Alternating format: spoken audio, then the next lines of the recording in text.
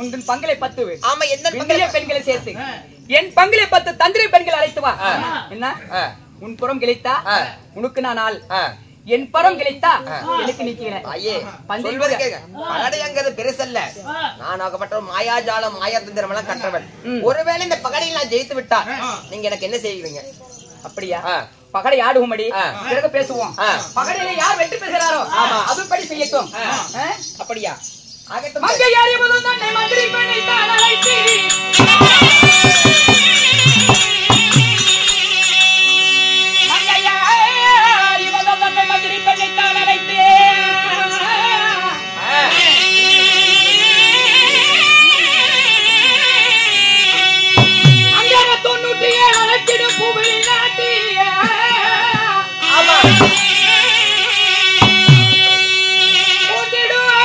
மஞ்சள் பச்சை கருப்பு காய்களோ 2 பகடாய் கூட்டி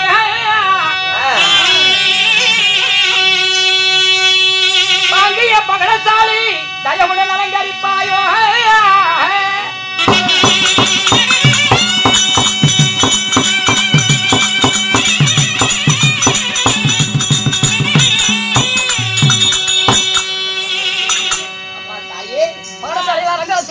ஆமா நீங்க சொன்ன மாதிரியே பகடசாலை அத்தனையும் அலங்காரம் செய்து விட்டு அப்படியா பகடை ஆடலாம்.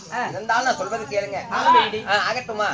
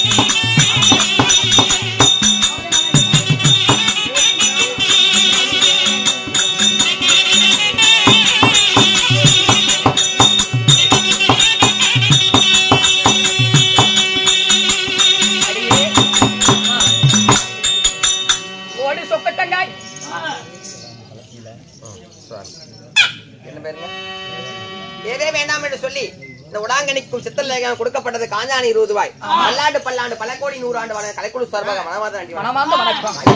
அடியே சோடு சொக்கட்டாங்காய் போடுமா என்று சொன்னாய். அடியே சோடு சொக்கட்டாங்காய் போடுகிறேன் என்று தோழி. அதனால் ஆட வந்தவர் சும்மா ஓட மாட்டாங்க. இப்பதான் அலங்காரம் செஞ்சுட்டு இருக்கேன். என்னடி அவசரம்? ஆமா தாயே அலங்காரம் செய்தனா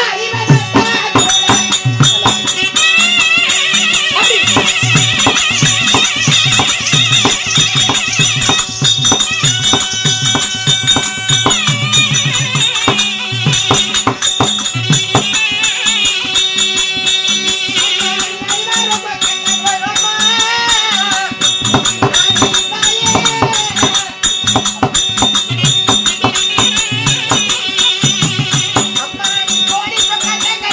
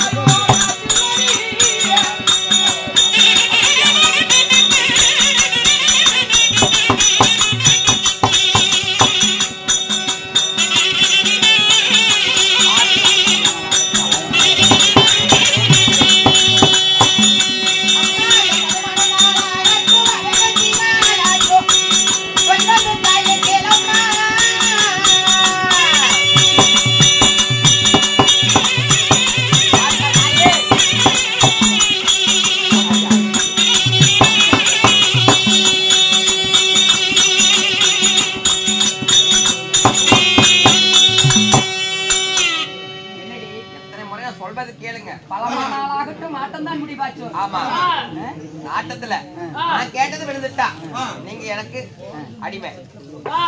காயாடு பழுக்கு போடுறேன் இல்லாவிட்டா புகையோடு விளம்பல்லாம் நுழைந்தோடு திருடருக்கு நான் புத்தி சொல்ல போறேன்னு கேக்குறானே. பரவாயில்லையா பேசவுமா? அடியே திருடருக்கு புத்தி சொல்ல சரியா?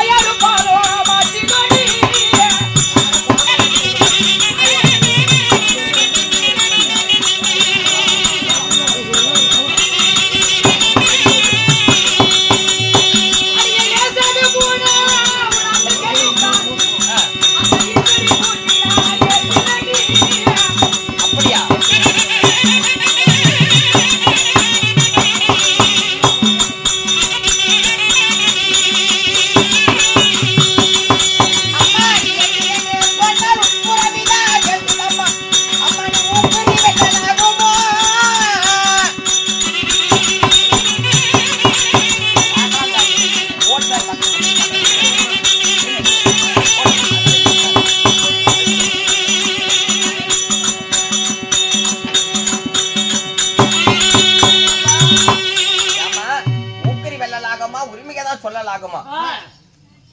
தாயே அங்க பாரு, அப்பயும் நான் சொல்றேன், நீங்க ஒரு பொழுது நீ என்னை ஜெயிக்க முடியாது. இப்ப கடைசி முறை பகடையாடலாம். என்ன சொல்கிறாய்? ஆமா, நான் கேட்டது விழுந்துருச்சுன்னா அடியே லேசாக போனால் உன் ஆட்டம் கிடைத்தா அந்த ஈஸ்வரி பூஜை நானே செய்கிறேன். தினத்தோறும் மலர் கொண்டு வந்து காலையும் மாலையும் ஈஸ்வரி பூஜை நீ முடிக்கிறாய் அல்லவா? ஆமா, அந்த வேலை நான் செய்கிறேன். மகாராணி போல நீ அமர்ந்துறேன்னு சொல்லி நான் பஞ்சிங்கூர் ஆடினேன். அப்புறம் பாட்ட ஜெயிச்சிருச்சா? ஆமா, கடைசி முறை போடலாம். இதுல நீங்க நான் வெற்றி பெற்றா நான் உங்களுக்கு அடிமை காலம் முழுவதும். அப்படியா? நீங்க வெற்றி பெற்றா எப்படி நீங்க ராணி தாயா வாழ்றீங்களோ அதனை போல் நான் வாழ்வேன்.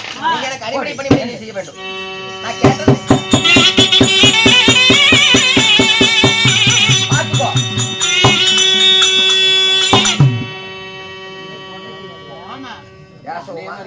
ஐயா தூர கை தருக்கு நான் தான் ஜெயிச்சேன்.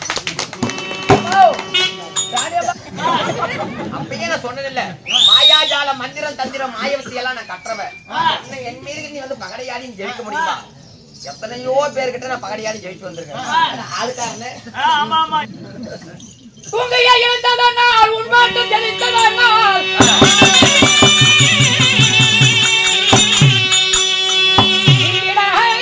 கையில் கண்டி ஈஸ்வரிய கண்டி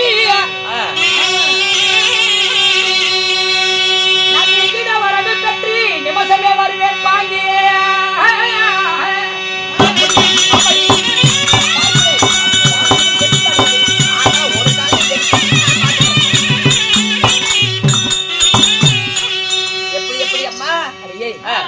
சட்டேனும் ஏமாந்து விட்டேன். தூங்கியே இருந்த உன் கை வெற்றியானதா? அந்த ஈஸ்வரியுடைய கிருபியால நீங்கதான் கையில சென்று நிமிஷமே ஈஸ்வரி கண்டு நீங்காத வரங்கள் பெற்று வந்து மீண்டும் இந்த பகடை சாடி ஆட்டி காட்டுறேன். அப்படியா? ஆமா, சொல்வது கேளுங்க. என்னதான் போனாலும் நீங்க இந்த பகடை ஜெயிக்க முடியாது. நானும் மாயாஜாலம் மந்திர தந்திரம் எல்லாம் கற்றவன். இருந்தாலும் நீங்க வரத்துக்கு போறேன்னு சொல்றீங்க. போய் நீங்க ஒருவேளை வரவாயிட்டு இருந்து என்னை ஜெயிச்சு விட்டா நீங்க சொல்ற பணிவிடை அத்தனையும் நான் கேட்கறேன். சித்ரா, இங்கிருந்து கொண்டு ஈஸ்வரிய மனதா நினைத்து பகடை போட்ட உடனே உன்னாட்டம் ஜெயிச்சு விட்டது. ஆமா, இங்கிருந்து ஈஸ்வரி நீங்க மனதால் நினைத்தால் ஆமா, கைலிங்கிரி வாசனை மனதால் நினைத்த உடனே என் பகடை ஜெயித்து விட்டேன். நான் நேராக போகிறேன், கைலிங்கிரி போகிறேன். ஈஸ்வரியை கண்டு நீக்குதாத வரங்களை பெற்று வந்து இந்த பகடை சாலையை நாடி காட்டு ஜெயிக்காவிட்டா என் பேர் உடாகணி இல்லை. அப்படியா? சித்ரா, இருந்தால் ராணி தாயே சொல்வது பாருடி. ஏமா நான் தோற்று விட்டேன் நீ யாரிடம் சொல்லி விடாதீ. நான் எதுக்கு சொல்றேன்? அதனால இப்பொழுது செல்கிறேன், கைலிங்கிரி செல்கிறேன். அந்த ஈஸ்வரி இடத்தில் சென்று நான் வரங்களை பெற்று மீண்டும் இந்த பகடையில நாடி காட்டுகிறேன், கீழ்ச்சி காட்டுகிறேன். அப்படிங்கிறீங்க? அடியே, நான் வரும் வரையில் இந்த பகடை சாலை அப்படியே இருக்கணும். ஆகட்டும் தாயே, நான் கைலிங்கிரி போயிட்டு பார்க்கலாம். நீங்க ஜெயிப்பது நான் ஜெயிப்பது. ஐநாயிரம் போய் போட்டோம். இன்னும் வெங்கட அவர்கள் நம்ம அவருடைய சொத்துல இருந்து இன்னும் 100 ரூபாய் நம்மளுக்கு அன்பில் கொடுத்திருக்காங்க. ஐநாரப்பன் குலதெய்வமாக விளங்கப்பட்ட ஐநாரப்பன் அருளாலே சிறும் சிறப்புடனே ஒரு காணி கொடுக்க மறுகாணி மலை போல வளர மக்க சம்பத்து மன சம்பத்து தன சம்பத்து தானிய சம்பத்து ஆகி அந்த ஆண்டபடி கிருவியால் பல்லாண்டு வாழ்ந்திருக்கணும்.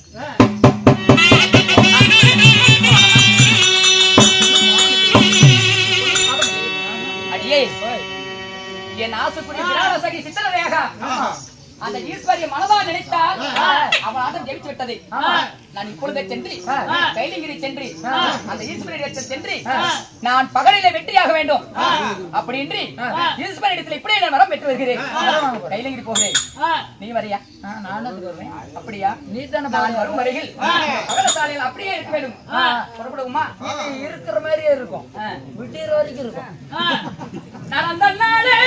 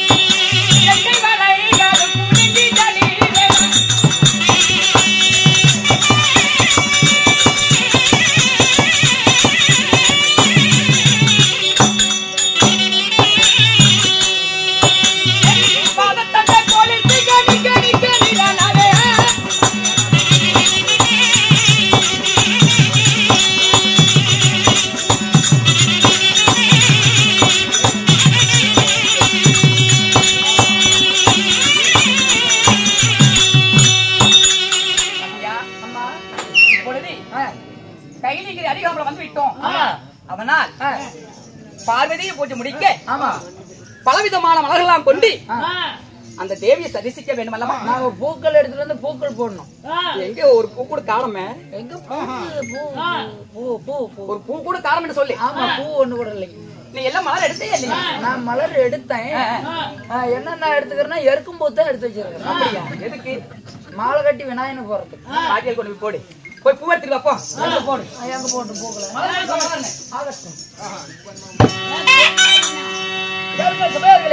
அதே நேரத்தில் காணகத்திலே உடாங்கனை மலை எடுக்க செல்லும் பொழுது சிவபெருமாள் சபை தற்பார் அவரால் மற்ற